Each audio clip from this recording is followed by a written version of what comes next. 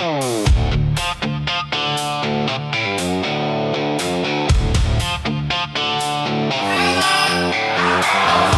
chỉ tôi ta đọc kêu này nó kêu ti đọc môi bao nhiêu mày tụi ngọn có đồ riêng nó cứ chạm chân đọc thế nào anh không chập đóng trên cái cứ này interior hàng khung mình đây thà hàng khung bao cái design nó sạch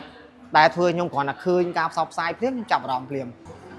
đây đầm xe nó cứ đâu hiện mây là món sạch hàng mục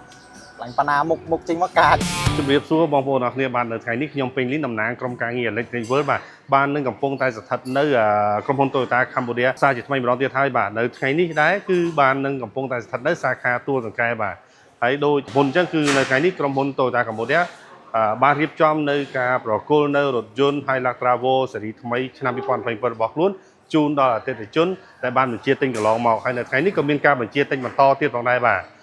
សូមជម្រាបផងថានេះគឺជាលើកទី3ហើយដែលក្រុមហ៊ុន Toyota Cambodia បានរៀបចំនៅការប្រគល់នៅរថយន្ត Hilux Travo នេះជូនដល់អតិថិជនរបស់ខ្លួនបាទដូច្នេះសូមបញ្ជាក់ឃើញថាបច្ចុប្បន្ននេះរថយន្ត Hilux Travo គឺកំពុងតែទទួលបាននៅការពេញនិយមយ៉ាងខ្លាំងពីសំណាក់អ្នកប្រើប្រាស់ក៏ដូចជាអតិថិជននៅក្នុងប្រទេសកម្ពុជាជាក់ស្ដែងដូចជាពេលនេះចឹងបាទឃើញថាមានបងប្អូនដែលជាអតិថិជនរបស់ក្រុមហ៊ុន Toyota ជាច្រើនដែលបានអញ្ជើញមកទទួលនៅរថយន្តស៊េរីថ្មីរបស់ខ្លួនបាទដូច្នេះសូមបញ្ជាក់ឃើញថារថយន្តនេះគឺពិតជាទទួលបាននៅការចាប់អារម្មណ៍ខ្លាំងបន្ទាប់ពីការដាក់បង្ហាញនៅលើទីផ្សារប្រទេសកម្ពុជានេះពេលថ្មីៗបាទឥឡូវនេះចង់ដឹងថាបងប្អូនដែលអញ្ជើញមកទទួលរថយន្តនេះគាត់មានចំណាប់អារម្មណ៍បែបណាជាមួយនឹងរថយន្តរបស់ខ្លួនតោះតាមដានជាមួយខ្ញុំទាំងអស់គ្នាដោយសារខ្ញុំជាអតិថិជន Toyota យូរហើយខ្ញុំជី Toyota 10គ្រឿងហើយ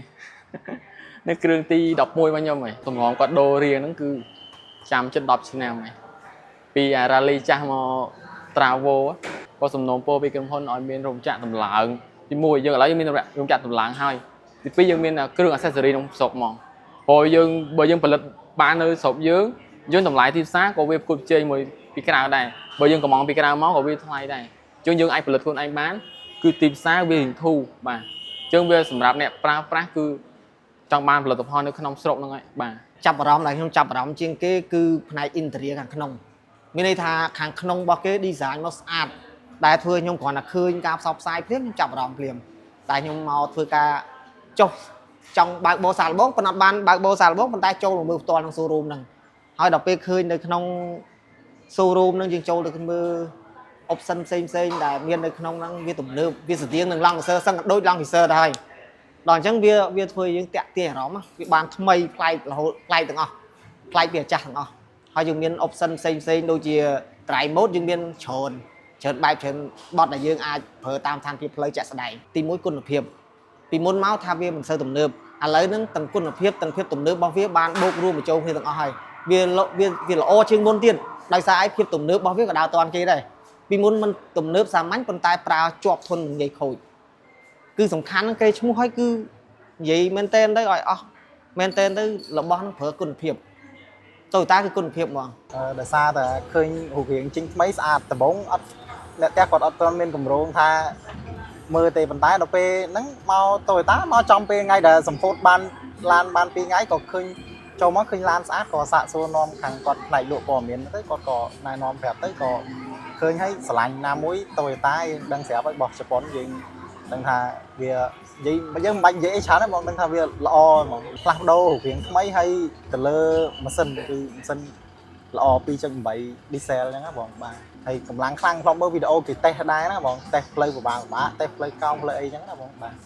ល្អស្រឡាញ់ម៉ាស៊ីនហើយនិយាយទៅអីដែលពិសេសហ្នឹងគឺដូររូបរាងថ្មីហ្នឹងហ្មងស្រឡាញ់ខាងមុខស្រឡាញ់ប៉ាណាមុខចេញមកកាច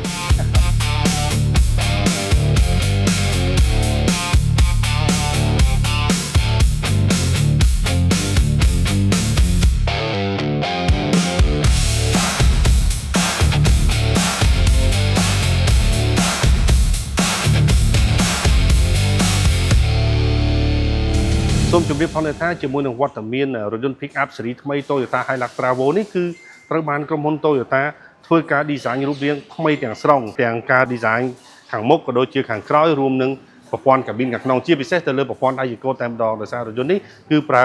ចង្កូតអេឡិចត្រូនិកដែលធូរសម្រាប់ការបើកបរហើយប្រព័ន្ធគ្រឿងក្រោមក៏ត្រូវបានផ្លាស់ប្ដូរដូចគ្នាបាទជាពិសេសយ៉ាន់កង់ដូច្នេះសម្រាប់បងប្អូនដែលមានចំណាប់អារម្មណ៍ទៅលើរថយន្ត pick up ស៊េរីថ្មីនេះ អាចទំនាក់ទំនងក្រុមហ៊ុន Toyota Cambodia បាននៅគ្រប់សាខាទូទាំងប្រទេសឬក៏អាចចូលទៅកាន់ page ផ្លូវការក៏ដូចជាតាមរយៈលេខទូរស័ព្ទដែលខ្ញុំដាក់លើក្រង់នេះតែម្ដងបាទជាចុងក្រោយនេះខ្ញុំពេញលីនតំណាងក្រុមការងារ Electrical សូមអរគុណសូមជម្រាបលា